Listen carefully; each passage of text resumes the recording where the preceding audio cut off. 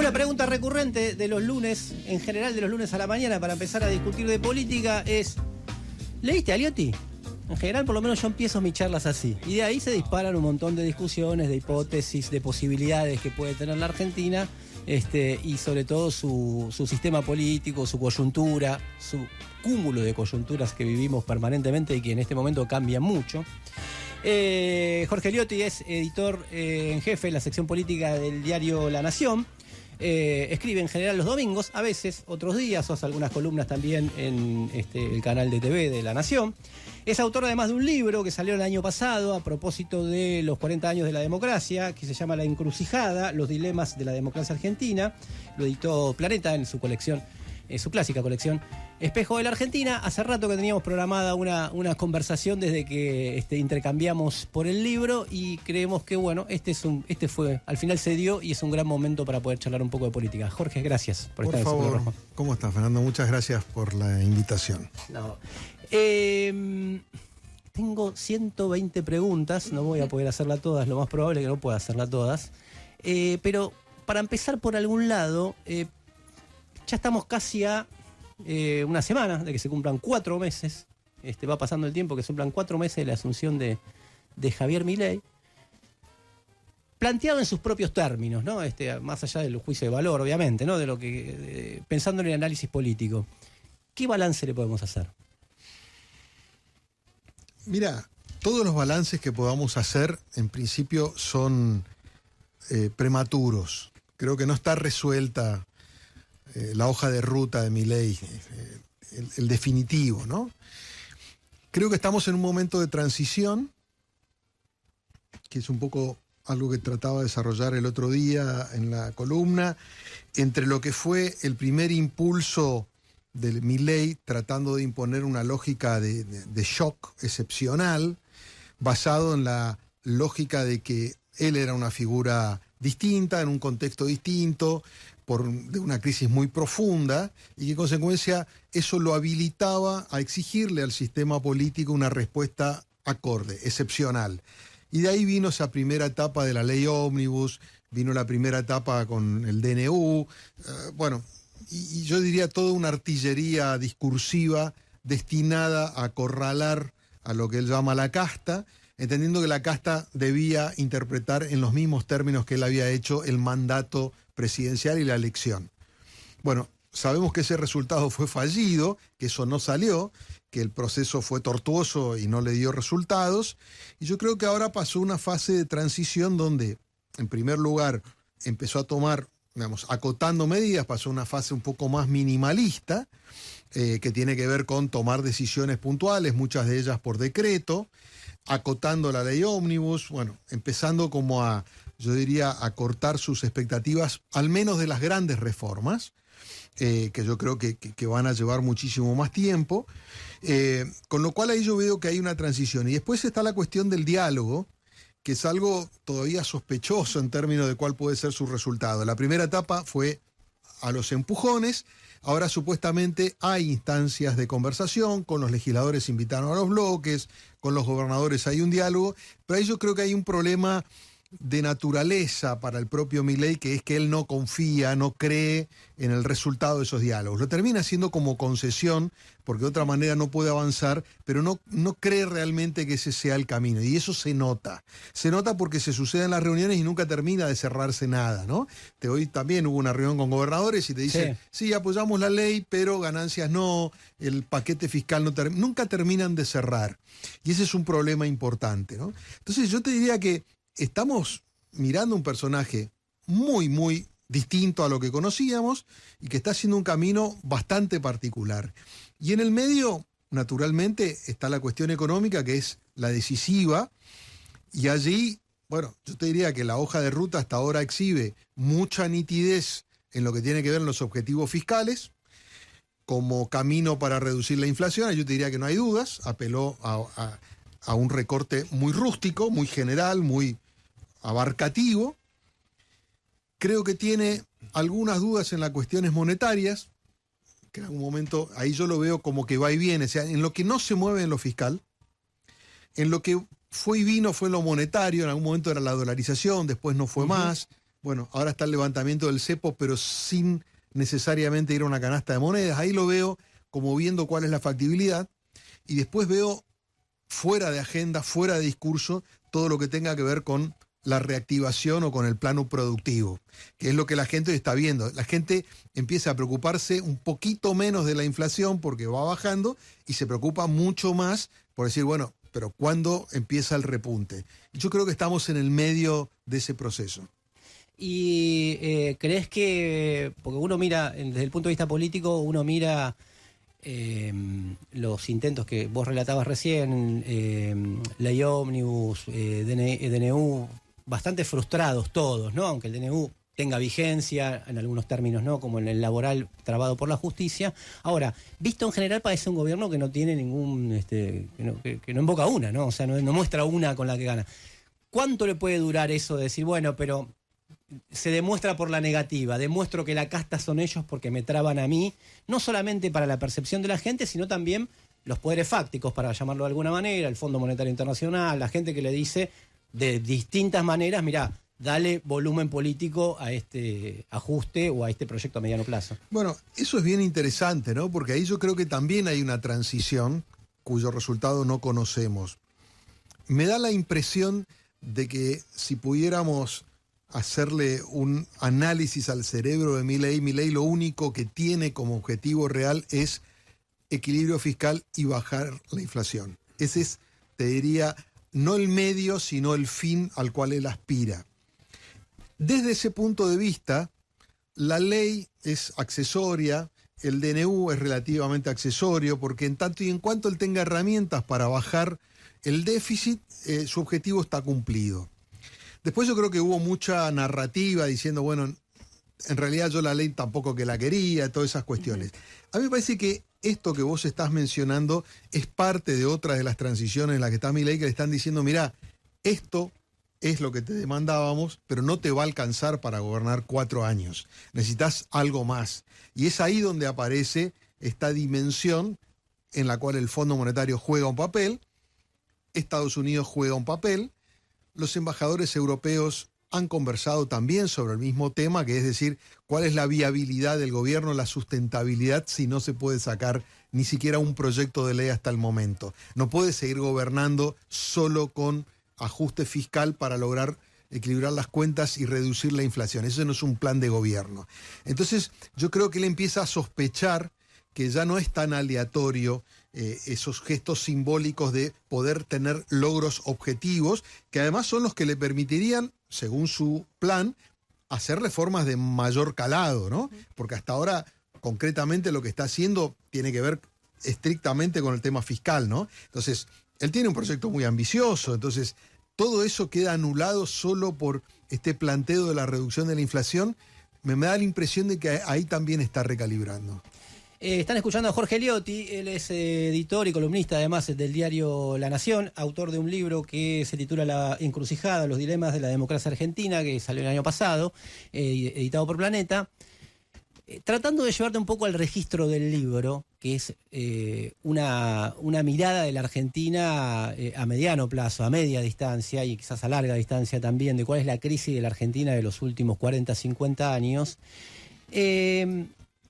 Si vos tuvieras, no sé si te acordás del personaje que introducía Mario Weinfeld en sus columnas, que era el politólogo sueco que tenía que explicarle a su, el fallecido Mario Weinfeld, a su decano de Estocolmo, qué pasaba en la Argentina. Si el politólogo sueco tendría que explicarle por qué en la Argentina de la excepción, del peronismo, que parecía eterno, que parecía que estos fenómenos no iban a llegar, fenómenos de la ultraderecha o la derecha radical o alternativa, lo que se quiera, termina triunfando un tipo como Milei. Bueno, yo creo que hay varias razones y explicaciones, pero me parece que Milei es el emergente de un contexto de la Argentina muy particular que creo que se fue gestando a lo largo de los últimos años y que tuvo un proceso de profundización en la pospandemia, donde empieza a quedar en evidencia que la sociedad empieza a hacer como un balance más de fondo de por qué a la Argentina no le está yendo bien, que no tiene que ver solamente con el gobierno en ese momento de Alberto Fernández, que no tenía que ver tampoco quizás con el de Macri o el de Cristina, empieza a tener una mirada más integral, decir, che, esto no está funcionando, el problema es más profundo, es estructural. Y yo creo que eso, obviamente, con el efecto propio de la pandemia, tanto en términos sanitarios, económicos, sociales, sumado al estancamiento económico que arrastraba ya una década para entonces, sumado al declive social tan marcado, especialmente después de la crisis del 2001, donde hay una cristalización de nuevos actores sociales que al principio del siglo eran ocasionales y que se transformaron en estructurales, frente a una política que exhibió durante mucho tiempo una absoluta incapacidad para poder resolver dentro de los instrumentos de la política lo que planteaba la idea de la polarización o de la grieta.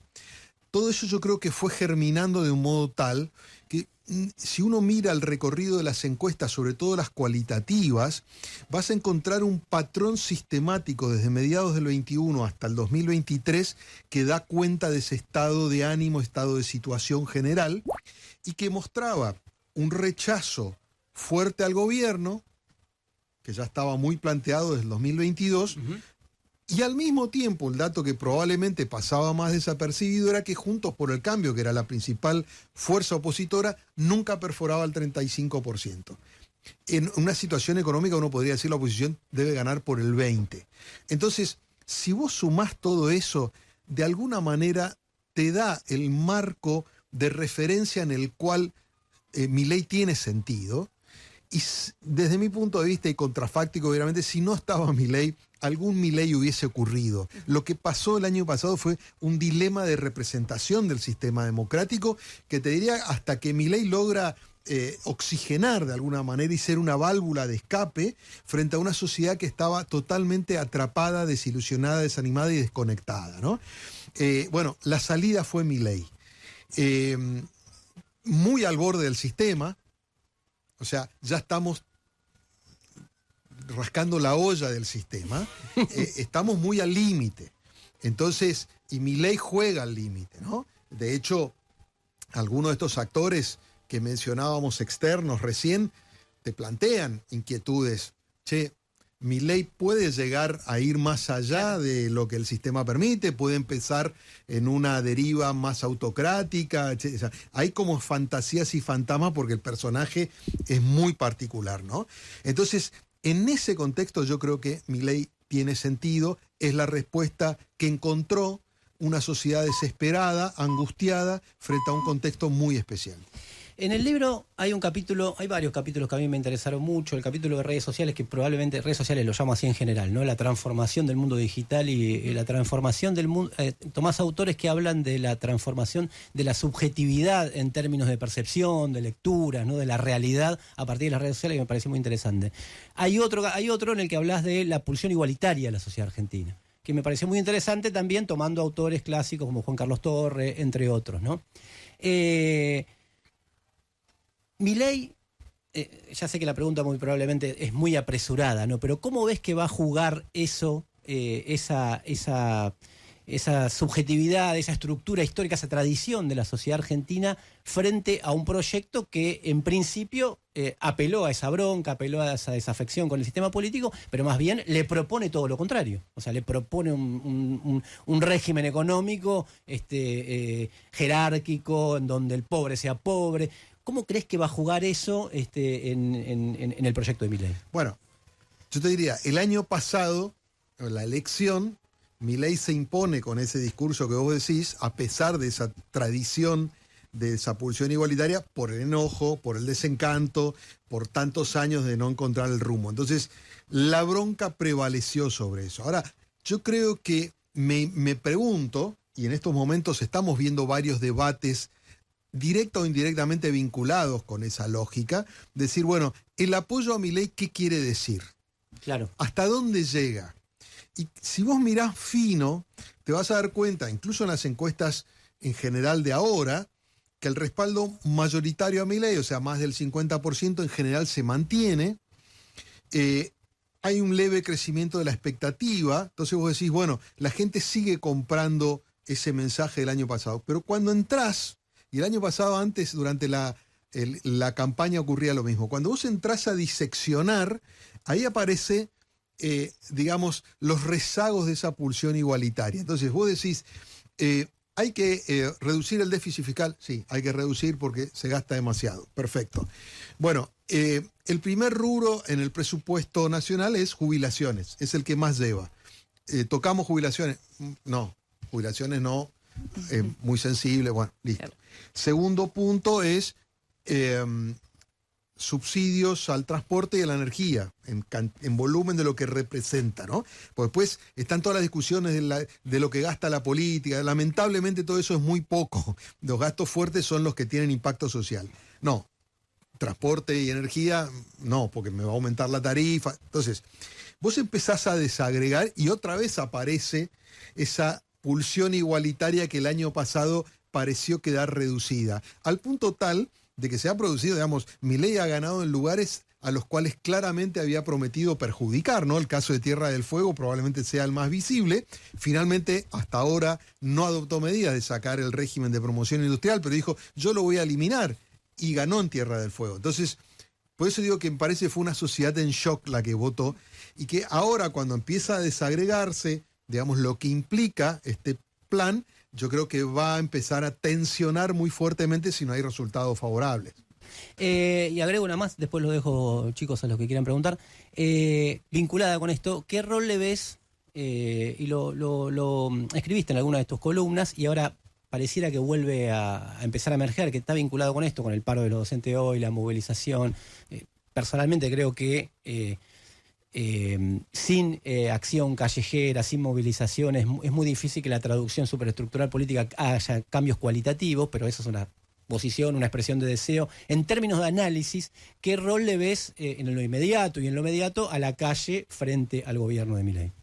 Bueno, yo te voy a complejizar un poquito el planteo, porque Milei representa algo más profundo que meramente un líder de derecha que gana en un país y que tiene ideas anarcocapitalistas y marca un quiebre del cual va a ser difícil volver para atrás en varias cosas. Y él representa en gran medida también lo que para mí es el principal riesgo de la democracia argentina, a esta altura del partido, que ya no es obviamente la amenaza militar y ese tipo de cuestiones que afortunadamente ya han quedado en la historia, sino que es el problema de la representación. Y nuestra democracia y nuestro sistema político está gravemente herido en este sentido, y Milei logra una representación bastante especial y salva las papas del sistema, pero lo cierto es que todos los sistemas de representación están en crisis, y acá yo incluyo a los partidos y las coaliciones, lo hemos visto electoralmente, y también incluyo a los sindicatos, a los empresarios, en parte a los movimientos sociales. Entonces, yo creo que Milei eso lo entiende muy bien. Y entonces, yo te diría, ese arrojo para enfrentar actores que quizás en otro momento otros presidentes hubiesen dudado mucho más, está planteado de la idea de ese déficit de representación. Por ejemplo, el paro del enero en la CGT, ¿no? Sí. Ese primer paro que hicieron al gobierno. La CGT viene con problemas de representación importantes. Bueno, alguien del sector gremial me decía, sobre 9 millones de trabajadores formales pararon 1,5.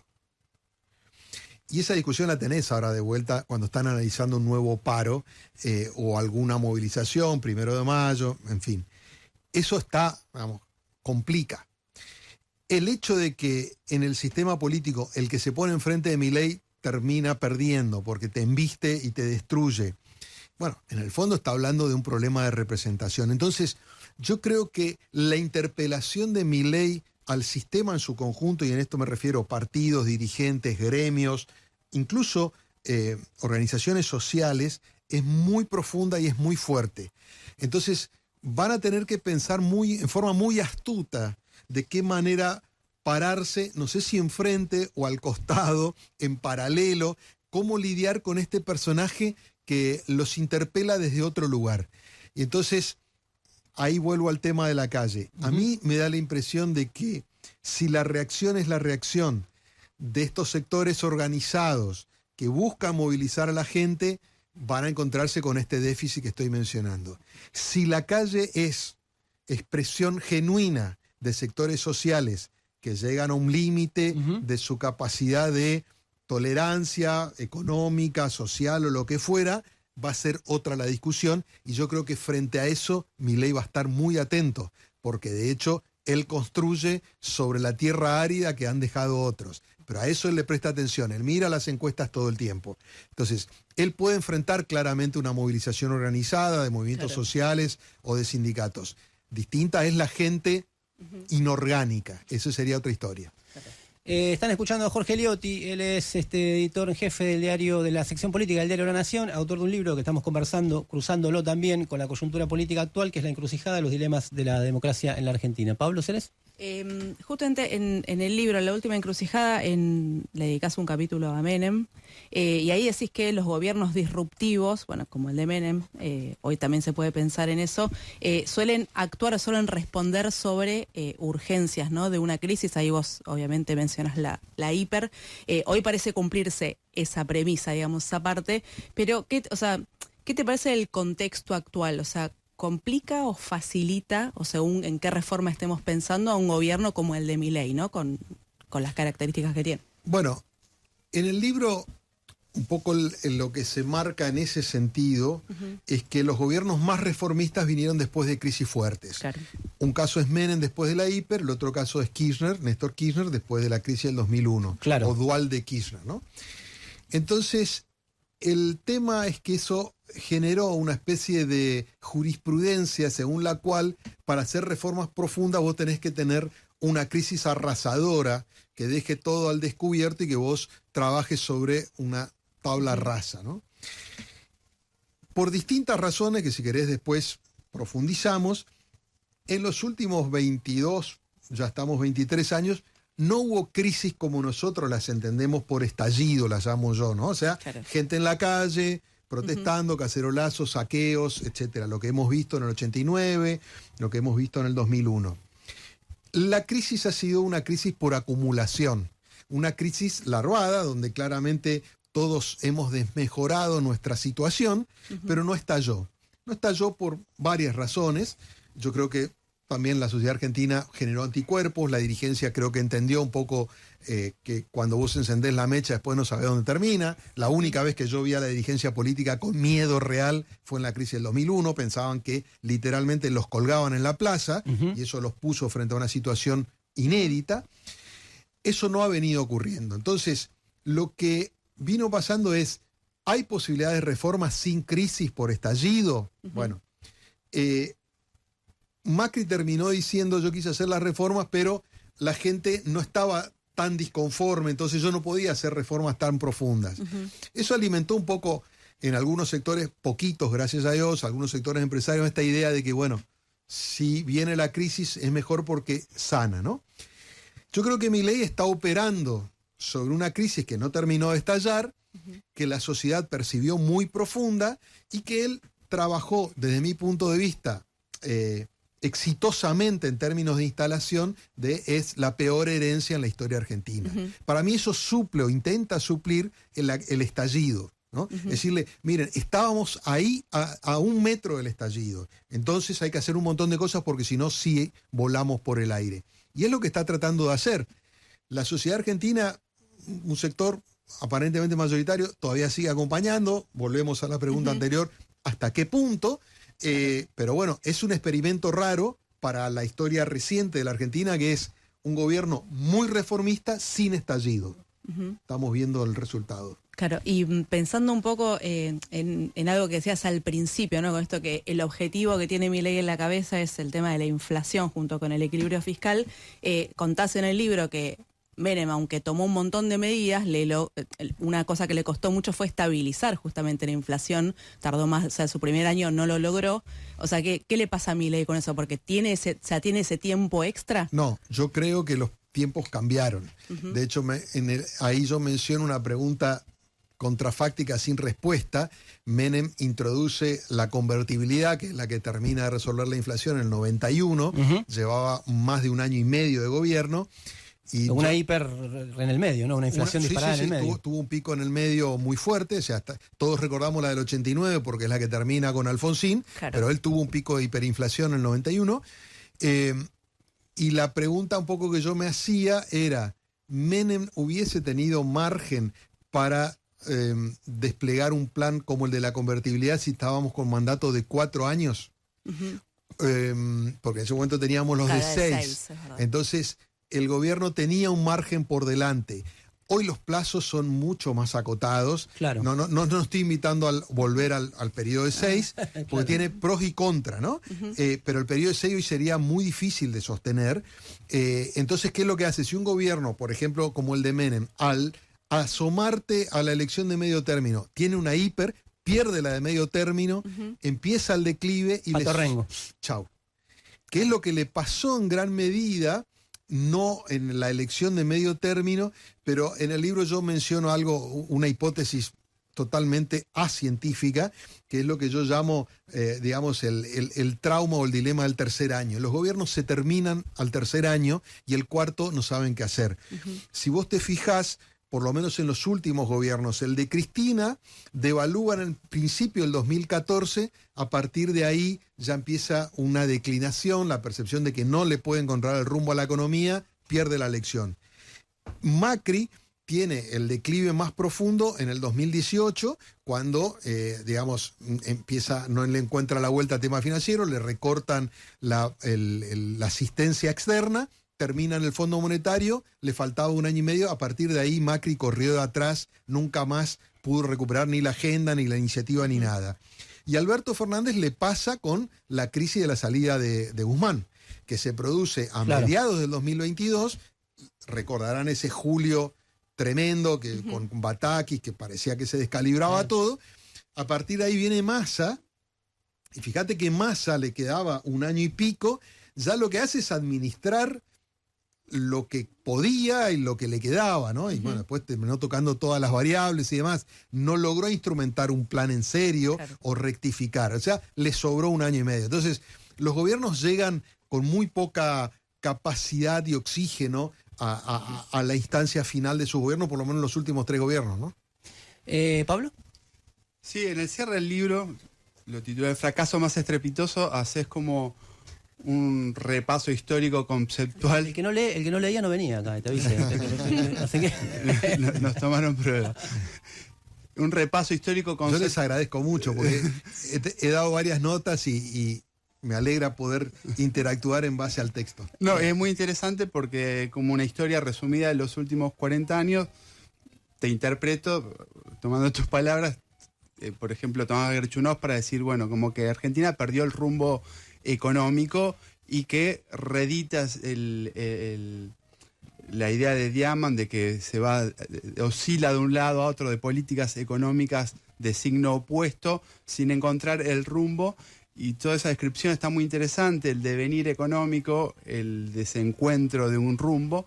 Pero te quería preguntar, en esa historia, ¿qué rol pensás para la clase empresarial, el rol del empresariado, pensando, por ejemplo, en el gobierno de Macri, que uno podría pensar, bueno, es un gobierno que apuntala una idea de que lleguen inversiones, de dar beneficios en función de lo que está requiriendo en términos de estabilidad fiscal o lo que sea el empresariado, y sin embargo enfrenta una fuga de capitales gigantesca por los mismos que deberían ser beneficiados, lo cual también hace que tenga que endeudarse, que profundiza los desequilibrios. En síntesis, la pregunta era, ¿cómo ves el rol de la clase empresaria en este desencuentro un rumbo, o no encuentra un rumbo? No, yo creo que ha sido corresponsable. Yo soy muy crítico, veo un empresariado. Después, obviamente, podemos encontrar las razones y uno puede llegar a entenderlas. ¿Por qué el empresariado es tan cortoplacista? ¿Por qué le cuesta entender cuáles son las prioridades del gobierno y cómo acomodarse a ellas? O sea, obviamente, todas las vicisitudes también les han pegado y hace que tengan todos los anticuerpos puestos, ¿no? O sea, somos naturalmente la consecuencia de lo que nos ha venido ocurriendo. Yo creo que al empresariado le ha faltado una mirada superadora por sobre sus intereses más inmediatos para poder aportar en un momento de muchos desequilibrios políticos o de incapacidades y limitaciones políticas para transformarse, digamos, quizás en un apoyo en la articulación de soluciones. En general fueron muy sectoriales y terminaron pagando las consecuencias porque de corto vos mirás tu sector y por ahí terminás sacando un beneficio. De largo a los gobiernos no le va bien y nunca terminan de resolverlo. Entonces todos terminan siendo administradores de coyuntura, coyunturalistas, ¿no? Y eso me parece que les hace perder perspectiva. Insisto, también los gobiernos los han perjudicado mucho, ¿no? O sea, el juego permanente de la necesidad del Estado de financiarse, entonces el privado le presta, entonces es todo un nudo al cual yo digo no han hecho una gran contribución. Yo creo que ha sido parte han sido corresponsables. Obviamente, para mí la política es la principal, el poder de decisión, pero no veo un rol virtuoso del empresariado como pudo haber sido. No hubiesen solucionado los problemas del país, pero tampoco vi una mirada profunda, inteligente, como para poder generarle a la política una alternativa, una vía de salida en distintas circunstancias. Linkeado con eso que te pregunta Pablo, Jorge, estamos conversando con Jorge Liotti. Roca. Ahora, para ponerle un nombre, ahora apareció en Forbes, que es el segundo más rico del país. En el mundo no ranquea tanto, pero es el segundo más rico del país. ¿No está un poco en este momento Roca y otro grupo de empresarios? ¿No? Le puso 9 funcionarios súper expuestos, está en la Secretaría de Trabajo, está en YPF, un sector en el que él se está reconvirtiendo. Al margen de los nombres propios, quiero decir, no hay como ahí. A mí me da la sensación de que desde un gibón con Menem, como que no hay una línea así de frente, una línea de 5, Roca, Bulgerón y Galperín, tan jugados a un proyecto que como vos lo venís describiendo, todavía se están acomodando las piezas y no se sabe si no se van a destartalar en cualquier momento. Bueno, será una decisión estratégica de Roca que habrá que ver cómo le sale, ¿no? No es... también podríamos hablar de Urnequian en este gobierno, exactamente, ¿no? sí. Ha aportado, no sé si voluntario o involuntariamente, una gran cantidad de funcionarios de primera línea. No sé si es una apuesta estratégico-empresarial con algún beneficio o simplemente cree que este proyecto es el que puede funcionar y entonces, expone parte del crédito de la empresa, entre comillas, al incorporar gente allí. Hay que ver cómo le sale. Yo lo que digo es, en términos corporativos del sector empresarial, yo contaba una anécdota ahí en el libro, me pareció como muy sintética, un día que habían invitado el G6, digamos, el grupo de las principales cámaras empresariales, a Felipe González, que había venido en el 2022, creo que fue. Y me habían invitado para moderarlo junto con Ricardo Kirschbaum, de Clarín, y había un auditorio de gente. Yo te diría, si este programa se llama El Círculo Rojo, estaba el Círculo Rojo ahí. El otro. Me llamó la atención porque, bueno, estaban desde jueces de la Corte, otros jueces, ministros del gobierno, la oposición, sindicalistas, obviamente empresarios, no sé cuántas, habrá habido 200 personas. En la previa, había como un salón donde estaba Felipe, a quien lo traían obviamente para que refrescara la memoria sobre el Pacto de la Moncloa y las implicancias en la transición democrática española. Bueno, estábamos ahí en un salón con los anfitriones y de pronto empezaron a entrar los que eran parte del público, empezaron a entrar senadores, diputados, ministros, jueces de la Corte, todos se conocían, todos se llevaban bárbaros, se abrazaban, cómo andaba, gente que supuestamente estaba en las antípodas. Y Felipe hace un comentario como así medio de abajo, que yo lo alcanzo a escuchar porque estaba al lado, y dice algo así: si estos hicieran en la realidad lo que dicen acá, que están mostrando acá, la realidad argentina sería distinta.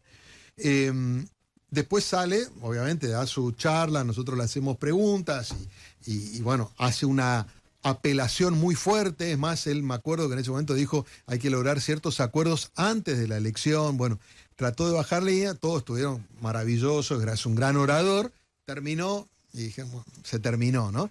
Entonces, ahí es donde vos ves, fíjate, hay un grupo empresario que dice, che, tenemos que hacer esto porque nos estamos peleando todo el tiempo, hay que mejorarlo. Traen a Felipe González, ¿no? Pero nadie termina de creerse, o nadie traduce en un hecho, o genera una acción concreta. Y yo creo que ahí quedaron en buenas intenciones, ¿no? Bueno, queda un poco en eso, ¿no? Estamos llegando ya al final de la entrevista, se nos pasó volando. Como decía, tenía 180, pudimos hacer 5 nada más de las preguntas. ¿Cómo ves al ecosistema mediático, vos que sos una persona de los medios, frente a Milei y a Milei frente al ecosistema mediático? Bueno, es otro de los planos de ruptura muy profunda, porque empecemos por Milei, porque el que establece la dinámica es Milei, y Milei parte de la idea de que, digamos, los medios tradicionales, por llamarlo de algún modo, son disfuncionales, meten ruido en la comunicación, y Milei es un producto primariamente de la televisión, pero él logra una masividad muy grande a través de las redes. Y él entiende que las redes es el ámbito natural de expresión de él, y su intermediación con los medios es, yo te diría, muy sesgada, ¿no? Está claro que él tiene relación con colegas que están más cerca ideológicamente o comulgan con los planteos del gobierno, tiene un fuerte rechazo hacia el resto, es muy agresivo en su discurso permanente, ya no solo hacia las empresas, sino hacia los periodistas, con los calificativos de ensobrados y demás, y eso estimula todo un ecosistema digital que va detrás de él, intencional, voluntariamente, no lo sabemos, y eso genera un clima de mucha crispación que me hace acordar, con algunas variantes, al peor momento del kirchnerismo, digamos, que desde mi punto de vista, en lo que tiene que ver relación con los medios, fue el 2011-2015, ¿no? Que fue un periodo de muchísima hostilidad con los medios, los periodistas en general. Entonces, yo veo una relación conflictiva donde Milei interpreta a su manera el rol de los medios, y como los medios no terminan de avenirse a esa lógica, colisiona permanentemente y encuentra atajos en algunos medios o colegas digamos que con los que él se siente cómodo, y especialmente las redes. Yo creo que, y lo traigo a cuento también de la discusión de muchas cuestiones, por ejemplo, con el tema Telam, ¿no? Está fuera de la lógica, digamos, más allá de la cuestión del recorte, ¿no? Está fuera de la lógica comunicacional de Milei. Milei creo que no debe ni entender o para qué sirve una agencia de noticias. Es otra lógica y otra cabeza. Bueno, dicen que sería el primer presidente, en el mismo sentido quizás, que no iría a la Feria del Libro, ¿no? En 48 años el primer gobierno que no participaría de ninguna manera en la Feria del Libro, por ejemplo, que va a tener lugar ahora. Por eso. Es otro tema. Yo digo, desde una mirada tradicional diría es negativo. Ahora, yo no puedo dejar de prestarle atención porque algo percibe el hombre, ¿no? Entonces, en todas estas cuestiones donde él desmediatiza, y obviamente a mí no me gusta, y cuando empieza a hablar en general me parece muy agresivo y muy violento, pero no hay, para mí, digamos, yo no lo dejo de mirar como fenómeno, porque ha logrado una conexión, ha logrado una masividad muy significativa, tiene un nivel de adhesión importante, e incluso en campaña ha logrado romper lo que era uno de los paradigmas de la política de la campaña, que era la territorialidad, ¿no? Esa idea, no podés ser presidente si no tenés estructura y candidato en todo el país. Los varones de aquí y de allá. Básicamente, entonces, yo diría, es para seguir analizándolo. Bueno, les recomiendo que lean los domingos en general, Jorge, ¿no? Cada 15 días escribo. 15 días los domingos. Escribo casi siempre los domingos, raro que escriba fuera los domingos, cada 2 semanas. Bien, porque si no el lunes le van a preguntar la lista de Leote y no van a decir no, se van a quedar completamente por fuera. Este domingo no me toca, escribí el que pasó, el otro sí. El otro sí. Escuchaban a Jorge Liotti, además lean el libro La Encrucijada Argentina, los dilemas de la democracia, los dilemas de la democracia argentina, editado por Planeta, publicado por Planeta, y lo leen como siempre en el Diario de la Nación. Charlamos como pudimos sobre el panorama, creo que se pueden llevar un buen repaso de lo que es esta Argentina. Jorge, gracias. Al contrario, ustedes por la invitación, un gusto, ¿no? Seguimos hasta las 12. El Círculo Rojo. Fernando Rosso. Hasta las 12. Radio con Voz 89.9.